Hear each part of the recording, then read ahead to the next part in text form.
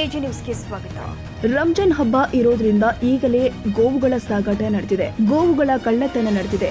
ರಾಜ್ಯದಲ್ಲಿ ಗೋಹತ್ಯೆ ನಿಷೇಧ ಕಾಯ್ದೆ ಇದ್ರೂ ಪೊಲೀಸ್ ಇಲಾಖೆ ಕಣ್ಮುಚ್ಚಿ ಕುಳಿತಿದೆ ಎಂದು ಶ್ರೀರಾಮ ಸೇನೆ ಮುಖ್ಯಸ್ಥ ಪ್ರಮೋದ್ ಮುತಾಲಿಕ್ ಆರೋಪಿಸಿದ್ರು. ಧಾರವಾಡದಲ್ಲಿ ಮಾತನಾಡಿದ್ರು. ಯಮಕನ ಮರಡಿಯಲ್ಲಿ ಟಾಟಾ ಎಸ್ ವಾಹನದಲ್ಲಿ 7 ಎತ್ತುಗಳನ್ನ ಅಕ್ರಮವಾಗಿ ಸಾಗಿಸಲಾಗ್ತಾ ಇತ್ತು. ಅವುಗಳಿಗೆ ನೀರು ಮೇವು ಹಾಕಿಲ್ಲ, ಎತ್ತುಗಳಿಗೆ ಗಾಯಗಳಾಗಿದೆ. ಈ ರೀತಿ ಜಾನುವಾರುಗಳ ಅಕ್ರಮ ಸಾಗಾಟ ನಿರಂತರವಾಗಿ ನಡೆದಿದೆ. ಪೊಲೀಸ್ ಇಲಾಖೆಯವರು ಯಾಕೆ ಕಣ್ಮುಚ್ಚಿ ಕುಳಿತಿದ್ದಾರೆ? ಇದು ಪೊಲೀಸರಿಗೆ ಕಾಣ್ತಾ ಇಲ್ವಾ? ನಾಳೆಯಿಂದ ನಮ್ಮ ಸಂಘಟನೆಯ ಕಾರ್ಯಕರ್ತರೇ ಚೆಕ್ ಪೋಸ್ಟ್ ನಲ್ಲಿ ನಿಂತು ವಾಹನಗಳನ್ನ ನಾವೇ ತಪಾಸಣೆ ಮಾಡಿ ಬಿಡ್ತೀವಿ. ಅಲ್ಲಿ ಏನಾದ್ರೂ ಆದ್ರೆ ಅದಕ್ಕೆ ಪೊಲೀಸರು ಹಾಗೂ ಸರ್ಕಾರವೇ ನೇರ ಹೊಣೆ ಎಂದಿದ್ದಾರೆ.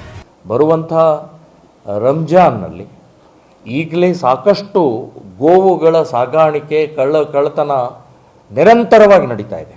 ನಾನೇ ನಿನ್ನೆ ಬರಬೇಕಾದ್ರೆ ಯಮಕನಮರಡಿಯ ಅಂದರೆ ಹುಕ್ಕೇರಿ ತಾಲೂಕು ಯಮಕನಮರಡಿಯ ಇದರಲ್ಲಿ ಒಂದು ಸಣ್ಣ ಟಾಟಾ ಎಸ್ನಲ್ಲಿ 7 ಎತ್ತುಗಳನ್ನು ಹಾಕಿದ್ದಾರೆ.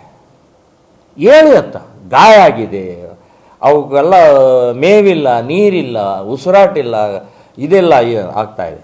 ನಾನು ಹಿಡಿದು ಪೊಲೀಸ್ ಸ್ಟೇಷನ್ ಹೋಗಿ ಕಂಪ್ಲೇಂಟ್ ಕೊಟ್ಟು ಬಂದೆ. ನಿರಂತರವಾಗಿ ಈಗ ಬಹಳ ದೊಡ್ಡ ಪ್ರಮಾಣದಲ್ಲಿ ನಡೀತಾ ಇದೆ. ಗೋಹತ್ಯಾ ನಿಷೇಧ ಕಾನೂನಿದೆ, ಆದರೂ ಕೂಡ ಪೊಲೀಸ್ ಡಿಪಾರ್ಟ್ಮೆಂಟ್ ಕಣ್ಮುಚ್ಕುತ್ತಿದೆ.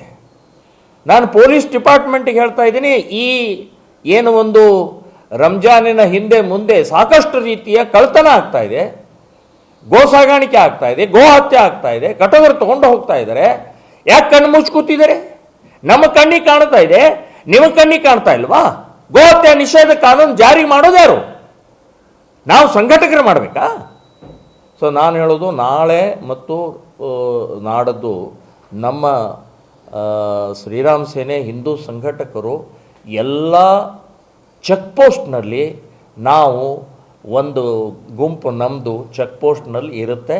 ನಾವು ಎಲ್ಲ ಇನ್ಮೇಲೆ ಚೆಕ್ ಮಾಡಿ ನಾವು ಬಿಡುವಂಥದ್ದು ನಿರ್ಧಾರ ಮಾಡಿದ್ದೀವಿ.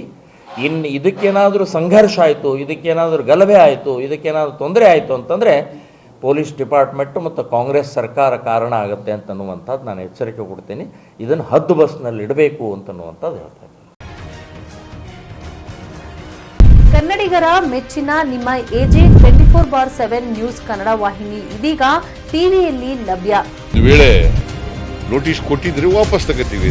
ಇವತ್ತು ವಕ್ಫ್ ಪ್ರಾಪರ್ಟಿ ಅಂತೇಳಿ ಬರ್ತದೆ ಅಂತ ಹೇಳಿದ್ರೆ ರೈತರು ಬೀದಿಗೆ ಬಂದ್ರೆ ಏನ್ ಮಾಡ್ಬೇಕಾಗುತ್ತೆ? ಯಾರು ವೋಟ್ ಹಾಕಿಲ್ಲ ಅಂದ್ರೆ ಗ್ಯಾರಂಟಿನೆಲ್ಲ ಸ್ಟಾಪ್ ಮಾಡ್ಬಿಡ್ತೀವಿ.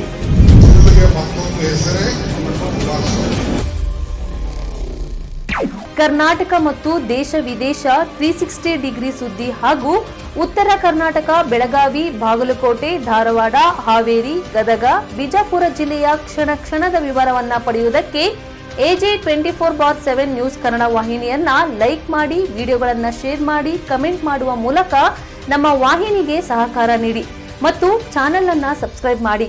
ಧನ್ಯವಾದಗಳು.